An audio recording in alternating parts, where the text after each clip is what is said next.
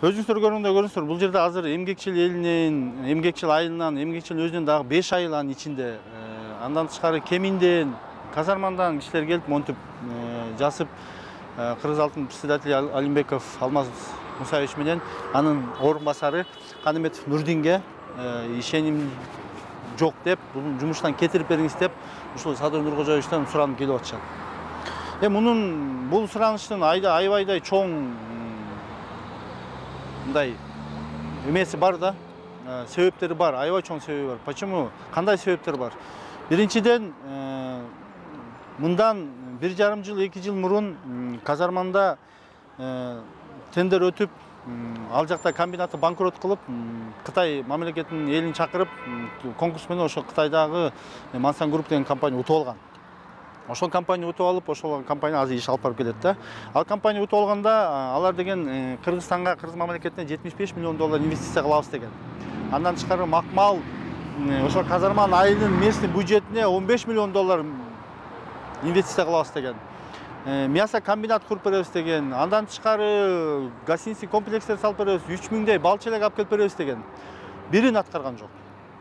500дей балчелек бериптир, болду. Анан эми ошол жерден деген, ошол 1,5 жыл, 2 жыл мурун Алимбеков Казармандагы ошол Макмал комбинатын банкрот деп объявлять этип, токтотуп Кытайларга берген да. Эми ошол Кытай азыр келип, мына 3 ай, 4 айдан бери иштеп атат, айына 25-30 килограммдан алтын алып атат. Ал эч иш кылган жок. Эч жерде казган да жок. Геолог разведка жумуш да кылган жок, штольнюйдө да чыккан жок. Ошол эле жаткан атвалды алып чыгып эле алтын алып атат. 25-30 килограммдан. Анан бизде суроо туулат да, эмнеге үчүн Кыргыз алтын ошону өзү кылган жок? Алтын жатса ачык эле, эчтеке кылбаса, Алимбеков айтканда акчабыз жок, комбинат банкрот, өзүн актабай калды, алтын чыкпай калды деген. Чыгып мына Кытай жакшынакай иштеп атат. 300-400 кишиге орун түзүп берип коюп, 15-20 миң сомдон айлык берип койгон. Ал айлык местный жителерге, конечно, аз ал, жетпейт. Үй-бүлөсүн бага албайт, жетпейт. Андан да аз болчу. 12-13 миң алчу. Алар кыйкырып, өкүрүп, урушуп атып, талашып атышып, 5 миң сомдон коштуруп алышкан.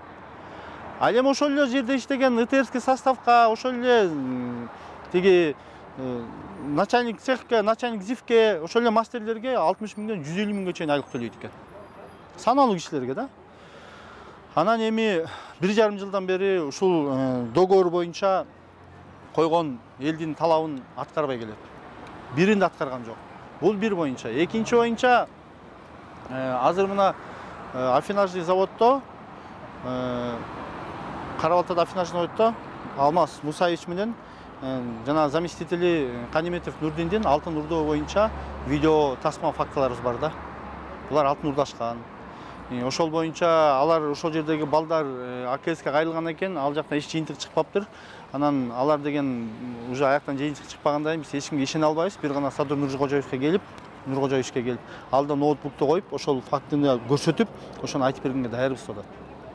Мына ушундай иштер болуп атат. Эми 5-6 жылдан бери Алымбековго деген канчалаган ушундай эмелер болду, туура эмес иштер болду. Казарманга ошончо жылдан бери 1-2 эле жолу барып элдин акыбалын сурап койдуптур. Болду. Солтансарга жизни барбаптыр. Эч кандай иштер болгон жок. Кыргыз алтын деген килейген гос мамлекеттик мекеме кылса болот. Анын бирин кылган жок. Биздин эле ошол Кыргызстандагы алтындарды чогултуп келип, ошол эле мамлекет ошол эле бир кучага чогултуп туруп, ошол эле Кыргыз алтын өзүнүн атынан заводдорду куруп, ошол алтынды дүйнөлүк биржаларда сатып, мамлекетибизге миллиарддан акчаларды чүрсө болот. Кыргыз алтынын балансында азыр 16 миллион доллар акча бар. Бир сом короткон жок. Эмнеге иш кылбайт? Булар айтып атат, биз Кыргыз алтынын бюджетин көтөрдүк, тинтик минтикте. Булар деген за счет дивиденд эле көтөрүп атат.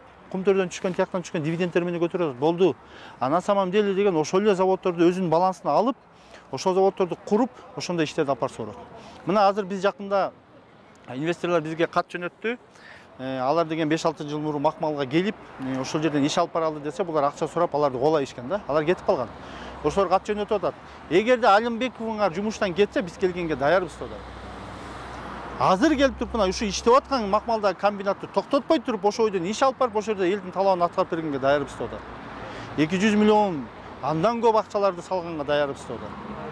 Официально катын жөнөтүшкөн. Алар качан жөнөттү? Алар ушу Садыр Нуркожоевич өзү выступать этип, мен ушул инвесторлорду ачык айкын кабыл алганга колдоп бергенге даярмын дегенде ошого үмүт этип анан кат жөнөтүп атат да. Анткени алар менен биз 1,5 жыл, 2 жыл мурун берден Бишкекке келип алар чакырып жолукканда алар ишенич бизде кыйын, силерге ишенич өкмөтүңөргө деп айткан да.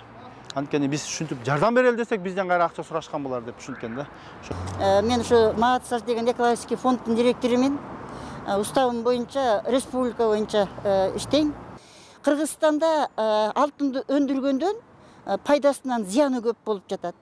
Мен бүгүнкү бул мезгилге чейин мына депутаттарга, кыргыз өкмөтүнө, именно ушу Тогуз Торой районунун экологиялык жана экономикалык туруктуу өнүгүүнүн концепциясын иштеп, коомчулуктун атынан сунуш кылып келдим. Бирок бир дагы жылыш болгон жок. Өзгөчө кыргыз алтындын президенти, бүгүнкү күндөгү ошол правлениянын председатели Алмаз Мусаевич Алимбековдун бул кыргыз алтынга жетекчи болуп туруп жасаган мамилеси эч бир мындай адамдын жашоосуна бир сыйбайт да. Башкача айтканда, бул деген саясий дагы, адам факторунда дагы шермендечилик. Мындай шерменде жетекчини мен дүйнө жүзүндө көргөн жокмун.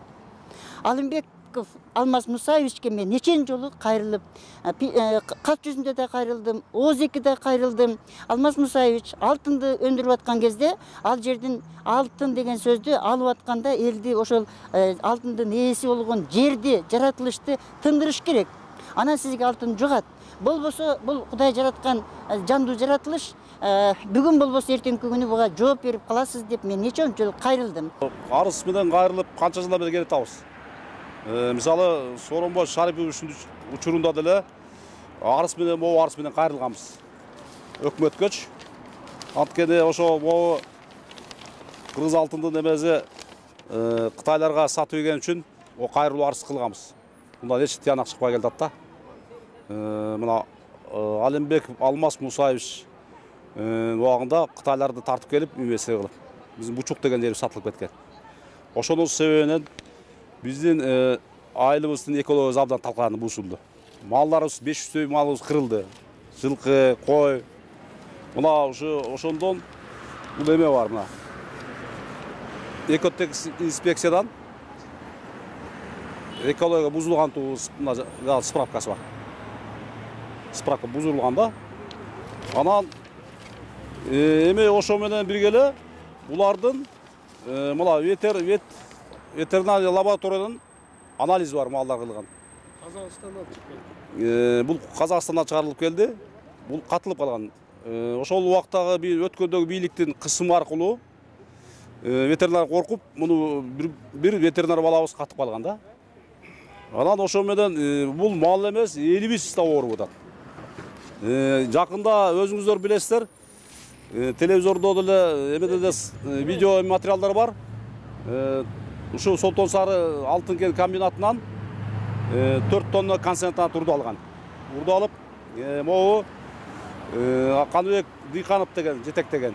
Ал замы управляющий болуп кармалып, дагы канча бала болуп кармалып түшүп чыгып кеткен.